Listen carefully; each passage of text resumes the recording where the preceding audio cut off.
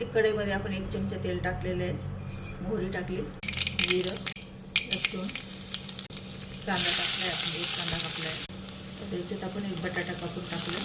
नंतर त्याच्यात आपण 2 शिमला मिरची कापून घेतल्या, ते टाकल्या. नंतर थोडासा फ्लावर कापून घेतला आहे. फ्लावर टाकलं, चण्याची मीठ चवीनुसार सर्व मिक्स करून घेऊया. ही भाजी मुलांना शाळेत डब्याला देण्यासाठी खूप छान लागते. आता झाकण ठेवून शिजू द्यायची 5 मिनिट. 5 मिनिटानंतर झाकण काढूया. मिक्स करून घ्यावी. आपण लाल चटणी टाकली, नंतर गरम मसाला, तर भाजी मिक्स करून घ्यायची. ही भाजी मुलांना फार आवडते डब्यात, किंवा तुम्ही डाळ भात बरोबरही खाऊ शकता. तर कोथिंबीर टाकूया आणि पुन्हा 5 मिनिट भाजी शिजू देऊ. आपण मिक्स करून घ्यायचं. तर इथं आपली शिमला बटाटा फ्लावर भाजी मिक्स तयार झालेली, मुलांना खूप आवडते ही.